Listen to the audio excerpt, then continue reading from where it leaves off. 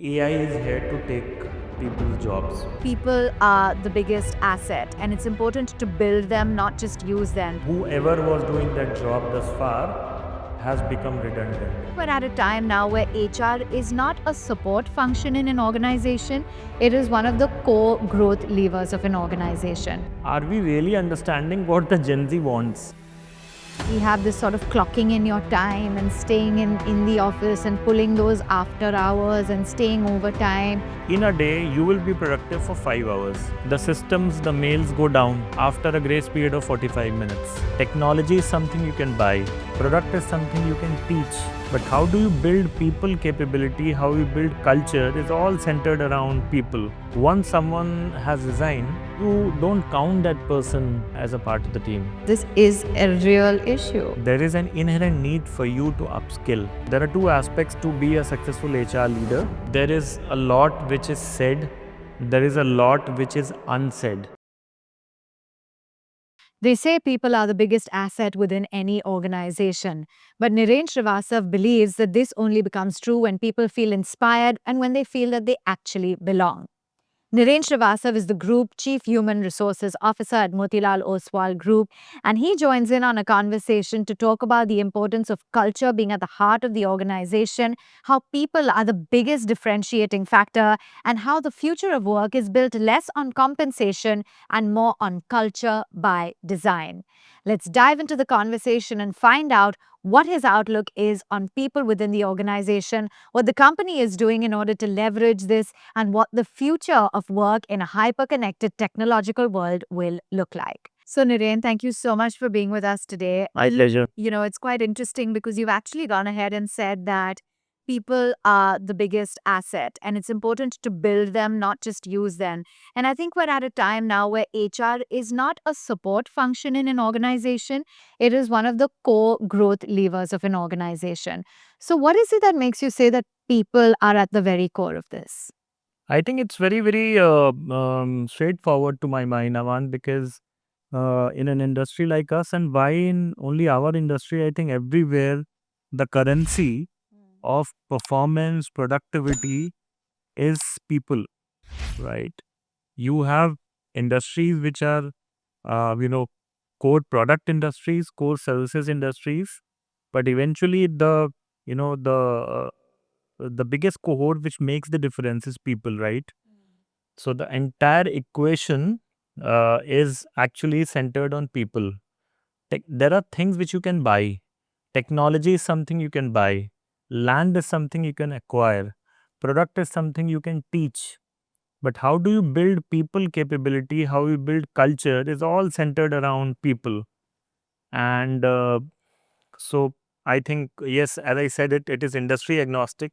Yeah. And if you get the people part right, I think so. Let me put it like this: there are organizations which you'll find multiple organizations who are very good organizations, but the incremental delta which the better ones have over the average ones, I feel, Avan, to my mind, is the effort they put on people development and the quality of people they have. Of course, when I say quality, it means stability and retention of people.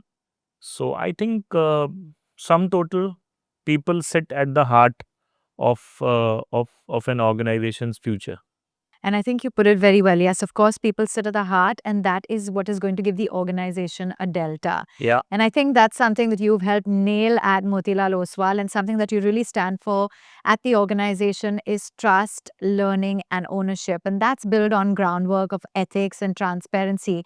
But I feel sometimes that that's very easy to have on paper, but quite difficult to actually implement and make every employee actually feel that.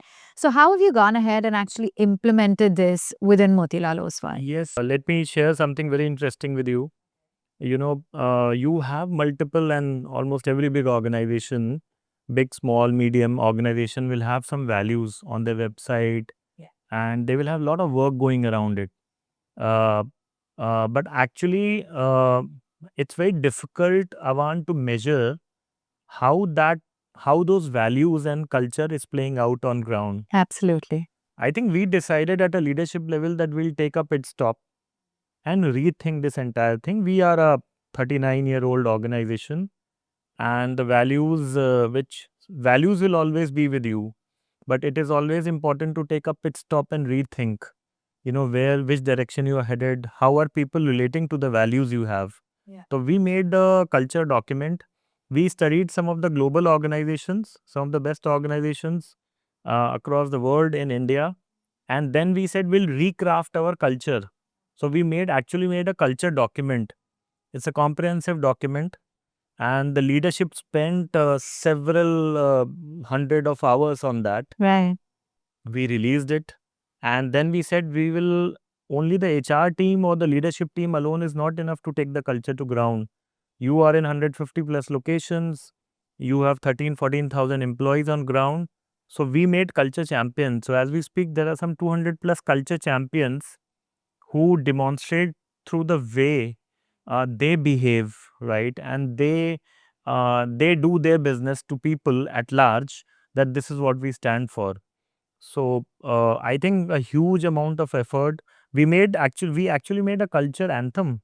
Oh, how So nice. this culture anthem was written by one of our employees. The lyrics were written by one of our employees, and the people who acted in that are our own employees. Amazing. And the way we depicted situations, we said we'll connect situations to culture. All those situations one had actually experienced firsthand as a part of this firm. So we wanted that to come out, in that business, and I think we use that pretty often, and we that's how we connect to people on ground. Absolutely. And I think that the culture is being felt on ground. It's not just in your PPTs and written on the Absolutely. wall. It's actually Yeah. being implemented in some of the very, I will say, small signals, but that have so much effective and big meaning. For example, Thanksgiving dinner for the drivers, housekeeping, facilities teams. Tell us a little bit more about the initiatives. So this is something which, when I was not part of this organization, Aman, I used to really admire about the firm, and it's been going on for a while. It is not a 1 or 2 year old practice. Something very very unique. So what we do is that it's kind of saying thank you to all these people who actually run the organization, right? And you often talk about people who are senior management or people who are managers who are running the organization. Yeah. But these are the people on ground: the security guard, the housekeeping, the janitors. The true heroes. Yeah, something very interesting is the vintage of those people with this firm is also very, very high. And that speaks volumes about the kind of Yes, organization it is. because I think when you talk about values, I think one thing which everyone feels, and these people feel, their families feel when we call them every year, is the humility and the humble attitude which we show every year. It is not only about serving food to them and their families. It is about showing and saying that, look, we want to at least spend these 2-3 hours in the evening with you. Yeah. We recognize them. We make videos on them. Oh, wow. We have engagement activities for their families. So they come and they spend these 3-4 hours, and it's just a small token and a way we want to say thank you to them. Yeah. Actually, this is also a perfect demonstration, Avan, of the value system, of the culture. You can't just keep on writing and saying that, sum of parts and all of us put together run the firm. But I think you should take a moment to thank people, and we believe they are the critical, part of the equation. Absolutely, such a critical part. And it's so nice that these steps are being taken. Like you said, it's not the superficial KPI, it's actually being implemented. Absolutely. And now, in an era, especially I notice, I think in India more so, that we have this sort of clocking in your time and staying in the office and pulling those after hours and staying overtime. I think things are really changing, and that's something that Motilal Oswal has embraced very well with your switch off policy. I want to know more about this, how it works, and what it has resulted in when it comes to the actual productivity. Yeah. So, this one particular question I would have been asked, I think, the maximum number of times in my tenure of 3 years here. But actually, I mean, in one of the debates, one of the conversations to how to make life meaningful for people, to give them work life balance, this idea came. And the genesis of this was that, look, people, especially in bigger cities, Avan, Yeah. what is the office end time? Typically, organizations have an end time of 9 a.m., 9:30 a.m. In our case, linked to markets. So let's say 8:30 a.m. The office time doesn't start Hmm. at the shift time, Okay. because most of your population, the working population, is working from, let's say, suburbs, or they have to travel at least 1.5 hours, 1 hours a day. So 1.5 hours in the morning, 1.5 hours in the evening. So you actually add 2 to 3 hours to someone's day, right? Which means that the working hours are anyways prolonged. So you're talking about, in a 24-hour day, you're talking about 12 to 14 hours of work, work, and work. But it's so nice that you're taking notice of this because this is a real issue. Yes, people are traveling in locals. I mean, I've been working in Bombay for last 18 years now, and I have seen my wife is working, my friends, lot of couple friends who are working. Yeah, door to door. Door to door, Their it takes a timing hell is a lot of lot. time. Yeah. Traffic is only increasing. Yeah. Infrastructure is taking a lot of time to catch Yeah. up. So then we said that, okay, how can we make it a little simpler? We can, but we said that we will ensure that people, and people anyways are responsible, they will reach office in time. So we said that productive hours at work are actually those 5-6 hours. You need to have a lunch break. You need to have a cup of coffee in the morning, cup of coffee in the evening. You account for all these breaks. You need to speak to a few colleagues, chit chat. All that, if you account for in a day, you will be productive for 5 hours. Actually, that's how it is. If you're productive for 5 hours in a day of, let's say, 8.5 hours, I think your job is done. Okay. But if you are not productive in those 5 hours, then what you do is you then sit late, right? Which means that you're catching that train late, which means that you're catching the subsequent bus or auto rickshaw when you get down from the train even later, and so on and so forth. So we said that we want to ensure that people go out. So 6:15, suppose 6 p.m. is your shift ending time. We have a grace time of 45 minutes. For about 93-94% of our people, the systems, the mails go down Okay. after a grace period of 45 minutes. So you can't receive mails, you can't send mails. So you have to finish your work in the assigned time. That's one. And the second thing is that people are always working. Yeah. So even on Saturdays, Sundays, you're working, but everyone is working on laptops. So on Saturdays and Sundays, your mails won't work. If you have anything very critical and urgent, and there are, I mean, you, at the end of the day, you are, catering to customers and clients, and we are cognizant about this. So people can request. Everything is automated. If people have to attend to a customer call on a Saturday or a Sunday, or revert to an important matter, we can do it in minutes. So that's how we do it, and it's been working pretty fine. 90, as I said, 92 to 93% people. It's been close to 2 years since we implemented. Yeah. Working pretty fine, and we have got very, very good feedback from people. Absolutely. So now it's actually your boss saying, hey, no need to work. You can take that time off so that you are more productive, or the organization rather. And I know that well-being or wellness is at the heart of Motilal Oswal, and that's something that you have been very particular about. Can you elaborate a little bit more about why it's important, especially in this era of emotional and mental pressure, and what you're doing to ensure this? Healthy mind and body, if you ask me, I think you're discussing about, talking about productivity. Um, Again, as I say, you can buy technology, you can build a product, but if a healthy mind, a healthy soul, a healthy body is not supporting that, I don't think you will be able to ever achieve that. Yeah. That's one. The second thing is this whole thing about work life, and we're talking about work life here because we spoke about the switch off policy. I think only when your overall well being is catered to, is looked after, you will be productive, Avan. So, we have a program called as My Wellness, wherein there are three different pillars to this. One is the physical pillar, the physical wellness. The second is the mental wellness. And the third very important aspect of this is financial wellness. And I'll explain all three. Physical wellness is, you ask people, we provide free health checkups and free things, cholesterol, sugar, and all those things get tested.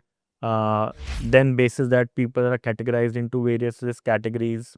People who are in high risk categories are provided with the proper diet and nutrition counseling. We have impaneled doctors and dietitians who do that. So that is physical wellness. uh, Mental wellness, I think, is very, very important. How emotionally connected you are, from a perspective of well-being. I think emotional well-being is extremely important. You have a very, very dedicated service for those kind of helps when people need, completely confidential, done by a third party. Okay. But we do encourage our people to take that, because stress is the silent killer, right? So that's the second part, the second pillar. The third pillar is financial wellness. Now, this is something interesting, because we say that if we are in this business, I want to ensure that our clients make money, and we give research and advice to people, our own employees. We run large scale education programs for people to say why investing is important. Safe investing, long term investing, and investing for future goals is important. Because we are Motilal Oswal Financial Services is a sum total of 7 different entities. And in capital markets, you are manufacturers of products, you are distributor of products. And if you cannot impress your own employees, to build that financial future for themselves and to their families, I think we would have failed. And that's why this is something which is very, very passionate to me personally. And I have all through worked in financial services. But let me tell this interesting stuff about me.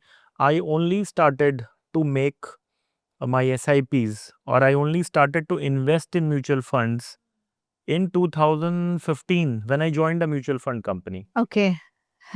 They pressured you to. No, I'm joking. No, because I was not aware. Yeah, There is this I thing know. about financial Yeah, illiteracy. I was awareness. a Yeah. financial illiterate, Yeah. that I did not start my SIPs earlier.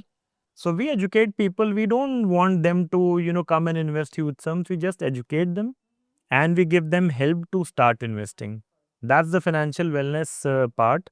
And till date, more than, I think, 3,000 employees as on date are part of this program, and they are investing. We have a dedicated help desk for them. Oh. So we educate them on investing, on insurance, taking the right health covers and right life insurance covers.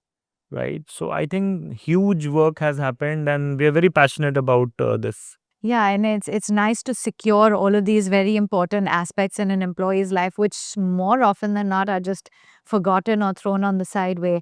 And over the past 2 years, I think something that you'd be exceedingly proud of is that Motilal Oswal has run this 30 action learning projects. And it's a very ambitious project and will create a certain culture within the organization that is unique to its own. What is the reason for setting this up? Yeah, so action learning projects, Avan, are outcomes of our leadership development program. So, in our capability, practice, building the learning and capability practice, our senior leaders, they undergo, strategy programs, general management programs, specially curated programs for them as part of Motilal Oswal Financial Services Leadership Group. Now, typically what happens is that you go for a LDP, come back, and that is it. You have a great experience. You post, pics of your, certificates at the campus on LinkedIn. Yeah. For us, it doesn't end there. There are two very critical components if you are doing a leadership development program. And we, by the way, we have sent our people to, let's say, Cornell University, to ISB, IIM Ahmedabad. These are programs which are running. What we say is that once you come back, along with the learnings you have had at the campus, and a professor is given as a mentor, right, at the campus to them, and along with a senior leader, which is more often than not a CEO level, person, you will try to solve a real life problem at work. Yeah. Now, these real life problems and the subjects are called as action learning projects. So these are about 30 to 35 real life problems we have solved in the last what 2.5 years of our leadership development programs, and a lot of them have resulted in massive changes at work. Wonderful. So that's the second part. The third thing associated with this is that whatever you have learned in the class or through the professors, there is a concept of teach back. Got it. If I am in an LDP and I come back and I finish that, my job is to ensure that I take those learnings, those case studies, and beautiful case studies across the globe to my team, right? And that's how the learning wheel runs in the firm. So I think all these three things come together to ensure that the leadership development and capability is running at the optimal level. Now, another very critical culture marker is the messaging that you send out when it comes to exits. You need to own that process and it needs to be respectful. And that has been something that you've spoken about as well. Can you just tell me what a respectful exit looks like and where is it that organizations are getting it wrong? I think where let me answer the second part first. Organizations have got wrong in the fact that once someone has resigned and has told you that he or she is exiting, you don't count that person as a part of the team. I think we forget very easily Yeah. that someone has given multiple years in multiple cases, right? Or even if someone has given you 6 months or 1 year, that someone has given that much part of his or her life to you. Now, as happens in human relationships, as happens in life, you move on, but and there can be various reasons.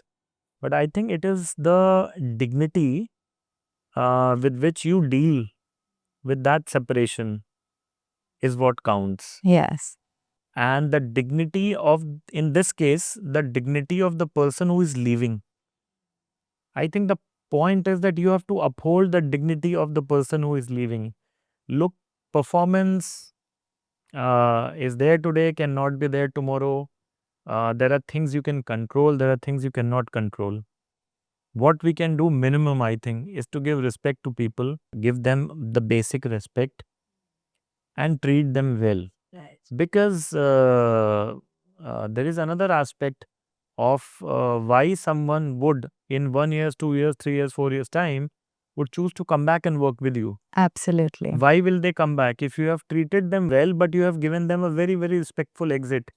Yes. And another interesting data point, in our case, we have every month across all our businesses, every month, we have about 30 to 35 people coming back Wow. as Really? rehire cases. So you would have treated them well. Yeah. They would have, There's a reason. found. There's a reason. There's a Yeah. reason. Yeah, I think it's basic part of human nature to give respect. Absolutely. And it's wonderful that you have those rehires. I think that really is very telling about the organization. Now, let's talk about a very critical topic in HR, especially, and that is AI. I was recently at a conference and they said that AI might not replace your job, but you need to get AI tooled up. What is it that you want to say or address, being in the position that you are when it comes to AI replacing jobs, the anxiety, the ambiguity? What I feel, we go to multiple places in conferences, you read a lot of literature on AI, you listen to a lot of podcasts around it.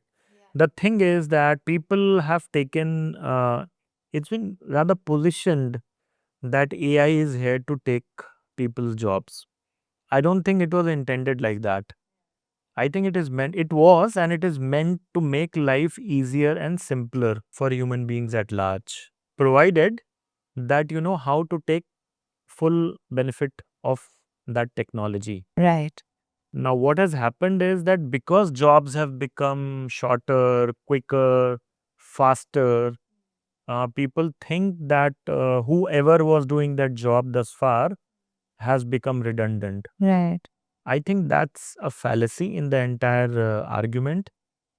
What AI and this phase is teaching us is AI has told us that look, as professionals, as human beings, there is an inherent need for you to upskill. Right. Right? That is the message for me, that, hey, come and learn how to use what is there at your disposal, Yeah. made possible today by AI, to do your job better. If you do that, I think the end outcomes, as is very, very evident and will continue to be more pronounced, um, I think the benefits will outweigh the anxiety, Yeah. and this will settle down. So I don't see this as a threat. Yeah. In fact, when we do this in a firm and we run large scale AI programs, we tell people this is an opportunity. Yes. Grab it. This is an opportunity for you to upskill yourself. And in order to use AI, you should understand AI. Basic foundation, I'm saying. So I see it as an opportunity. It will only make us better. Anxiety part is there, will be there for a while. I think it will go away. Okay, so it's reassuring when someone, like you were saying, Absolutely. use it to upskill, Yeah, not as a threat. I can tell you that we haven't, made people redundant because of AI. Okay. That's the Understood. approach we have. Got it. Niren, another very ambitious undertaking is the Motilal Oswal University. I've never heard of anything like this. Tell me about what exactly you are looking to do with this university and how it's a growth based opportunity for your employees. Yeah. So, Avan, I think the thought process here is that, as a diversified financial services conglomerate having a current base of about, let's say, 13,000-14,000 people, which will become 20,000-25,000 in the future. The point is that you have to be self-sustainable from a learning and development of your workforce. We are an organization which are very, very passionate about ensuring that we have the in-house capability to augment the learning and capability quotient of people. So we have been thinking about this for a while, but I can share with you that the aspiration here is to build India's finest corporate in-house learning and development setup. So we are building this Motilal Oswal Leadership Academy, which is in a sprawling close to 20-acre campus. Wow. Just outside Mumbai. It's going to be in the middle of mountains and facing a huge lake. So beautiful setting, Yeah. and it is going to be a fully residential campus, which can house. Actually, there can be 500 learners at a time in this campus. Right, state of the art classrooms, full with technology and global outreach. And as I said, it is residential, so more than 100, people can stay there. We want to ensure that all our leadership development programs are run there. So today, if I'm doing a program with an ISB or a Cornell, we are sending our people there. Tomorrow, we'll fly the professors across the globe to this campus. Wow. And it's very conveniently located 30 minutes from the new, the Navi Mumbai International Airport. And that's Mumbai 3.0, right? Yeah. So that's where, so best of the content creation will happen, best of delivery will happen, best of professors will come there. And we have a large setup which will run this internally. So we'll have functional academies, we'll have behavioral competencies being addressed, leadership, as I said, large scale, I think, knowledge, learning, and capability augmentation. So if you ask me, it is one of the most exciting projects that me and my team are working on, and look forward to it. Hopefully in 2.5 years time we will be inaugurating the phase 1. So that's the plan. Can't wait. And I think state of the art learning center is such a need of the hour. And it's wonderful that you guys are helming that. Let's move on to Gen Z. Very interesting. And I'm sure there are quite a few part of your workforce. Yeah. And there is quite a bit of research which shows that now Gen Z doesn't want to be part of an organization for more than 2 to 3 years as compared to millennials. They're leaving sooner, they have a different thought process. What should organizations be doing to address this and embrace this? And what are you guys doing at MOSL? I think rather than decoding why Gen Z are doing what they are doing, we should think the other way and say, as millennials or as the older generation, are we really understanding what the Gen Z wants? Okay. because the analogy here is that you have kids at home. I mean, I have a 12-year-old at home. Uh, when I spend time with him, I realize that I can't get my way through him because the level at which they are growing, Yeah. the technology which they have access to, Yeah. and the social media access they have, they will grow up as different individuals. One, and therefore their way of seeing things, Avan, will be completely different. Now the mismatch is happening because people of our generation feel that things have to be done like this in a particular way, in a certain way. Now that is not going to hold true with this generation, which has grown up, which is growing up very differently from the way you and me have grown up, right? So I think we have to acclimatize ourselves, understand them a bit better, and make peace with this. Because yes, this is a reality that they will have their likes and dislikes, and very strong likes and dislikes. I think we have to learn to deal with them and respect them. I think things will be far better than what we think they are. Put it very simply that this is the way to move forward, is to learn more Absolutely. about them and embrace it Yeah. and accept it, of course. Yeah. There are so many HR leaders out there. What would be the advice that you would like to give, especially when it comes to financial services, where we are trying to build future-ready teams in a very hyper-connected world? What's your advice? To leaders or to HR leaders? HR leaders. It is very, very important to understand business very, very deeply. There are two aspects to be a successful HR leader. Yeah. One is obviously that you understand the people quadrant very well, because that's a core job. But HR leaders who understand the business very well, who can marry and have an intersection of business and people, are the ones who can be, I call it, the most devastating HR professional, who can understand the business, the needs of the business, the demands of the business, and marry it with the people acumen the person has as an HR person. Yeah. So understanding of business is one. The second thing is, Avan, that HR as a profession, while I'm saying all other roles, all other professions as human beings demand you to be empathetic.